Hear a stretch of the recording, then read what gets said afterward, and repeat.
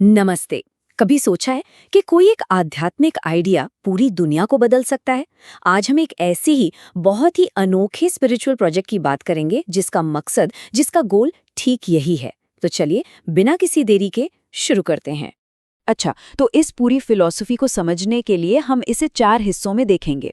सबसे पहले तो हम जानेंगे कि ये महान यज्ञ अग्नि है क्या। फिर हम देखेंगे कि कैसे ये किसी को कौड़ी से हीरा बना सकती है। उसके बाद इस बदलाव को लाने का तरीका क्या है, और आखिर में इस पूरे डिवाइन प्रोजेक्ट का हिस्सा बनने के क्या रूल्स हैं। तो चलिए शुरू करते हैं हमारे पहले हिस्से से। देखिए, इस पूरी विचारधारा के केंद्र में एक कॉन्सेप्ट है, यज्ञ का। लेकिन एक मिनट, ये कोई आम यज्ञ या आग नहीं है जिसकी हम बात कर रहे हैं। इसे सोर्स टेक्स्ट में एक नाम दिया गया है, रुद्र ज्ञान यज्ञ, मतलब ज्ञान की यज्ञ अग्नि। अब ये है क्या? ये एक ऐसा डिवाइन प्रोजेक्ट है जहां एक नई दुनिया बनाने के लिए पुरानी दुनिया और यहां तक कि पुराने शरीरों को भी स्वाहा कर दिया जाता है। जरा सोचिए, एक ऐसी अग्नि जो सिर्फ जलाकर खत्म नहीं करती, बल्कि पवित्र करके कुछ नया बनाती है। और हाँ, इसके स्केल की बात करें तो सोर्स टेक्स्ट बहुत क्लियरली कहता है कि ये कोई छोटी मोटी रस्म नहीं है।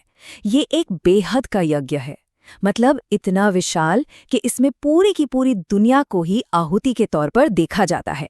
तो सवाल ये है कि अगर पूरी दुनिया की ही आहुति दी जा रही है, तो फिर इस महायज्ञ का असल मकसद क्या है? इसका जवाब मिलता है इंसान की आत्मा के एक बहुत ही गहरे ट्रांसफॉर्मेशन में। और वो ट्रांसफॉर्मेशन क्या है? वो वादा है, एक आत्मा को कौड़ी जैसी मामूली चीज से उठाकर हीरे जैसा कीमती बना देना।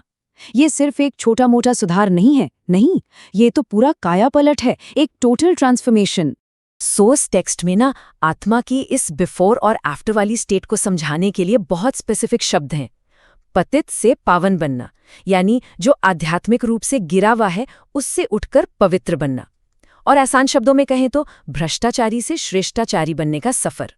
और पता है, एक अकेले इंसान के इस बदलाव को कितना जरूरी माना गया है? टेक्स्ट कहता है कि अगर लाखों में से सिर्फ एक भी इस श्रेष्ठाचारी स्टेट तक पहुंच जाता है तो इसे बहुत बड़ा सौभाग्य माना जाता है, एक बहुत बड़ी कामयाबी। तो अब अगला सवाल, ये बदलाव आखिर होता कैसे है? यहीं पर हमारा तीसरा हिस्सा आता है, जो हमें इसके मेन मेथड के बारे में बताता है। जो सबसे जरूरी इंस्ट्रक्शन है वो बहुत सीधा सा है, मन मना भव, मतलब अपना मन मुझ में लगाओ। सोर्स में बार बार ये बात दोहराई जाती है, मामेकम याद करो, यानी सिर्फ और सिर्फ मुझे एक को याद करो। ये एक कॉल है अपना पूरा फोकस सिर्फ एक पर लाने का। लेकिन यहाँ एक बहुत ही जरूरी सवाल उठता है। जब कहा जा रहा है कि मुझे याद करो, तो ये मैं आखिर है कौन? और इस पर टेक्स्ट में जरा भी कंफ्यूजन नहीं छोड़ा गया है, ये बिल्कुल साफ है। याद का फोकस कोई भी शरीरधारी नहीं हो सकता, यहाँ तक कि वो इंसान भी नहीं जिसके थ्रू ये ज्ञान मिल रहा है। नहीं, ध्यान लगाना है उस एक निराकार पर जिसे शिव बाबा कहा गया है। और इतना ही नहीं, सोर्स ये भी क्लियर करता है कि वो इंसानी मीडियम भी खुद उसी निराकार पिता को याद करता है। सोर्स के हिसाब से यही वो एकाग्र याद है, यही वो तरीका है जिससे आत्मा अपने सारे पापों को जला सकती है और फिर से पावन बन सकती है।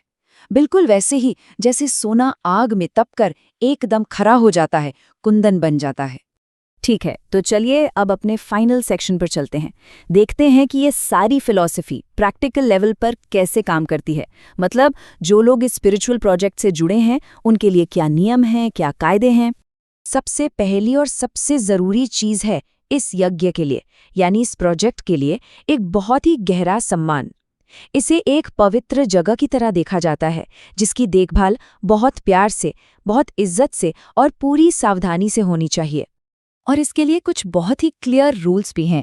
जो भी इससे जुड़े हैं उनसे उम्मीद की जाती है कि वो एक प्योर माहौल बनाकर रखें, यज्ञ के फंड्स का कभी भी गलत इस्तेमाल ना करें और बिना परमिशन के एक पैसा तक न लें, जिसे एक बहुत बड़ा पाप माना गया है, और साथ ही इस प्रोजेक्ट को आगे बढ़ाने में भी मदद करें। अच्छा, अब बात करते हैं कंट्रीब्यूशन की। और यहाँ सोर्स एक बहुत ही पावरफुल आइडिया देता है। वो कहता है कि जब कोई गरीब अपनी छोटी से छोटी बचत इस यज्ञ में देता है ना, तो वो स्पिरिचुअली पदमपति बन जाता है, मतलब मल्टी करोड़पति। क्यों? क्योंकि वो दान बहुत प्यार और खुशी की भावना से दिया गया होता है। मतलब साफ है, यहाँ पैसे की वैल्यू से ज्यादा दान के पीछे की नीयत, उसके पीछे की पवित्रता ज्यादा मायने रखती है। एक छोटी सी भेंट भी अगर पूरे दिल से दी गई हो तो वो किसी बहुत बड़े दान से कहीं ज्यादा कीमती मानी जा सकती है, अगर उस बड़े दान के पीछे का इरादा ठीक ना हो।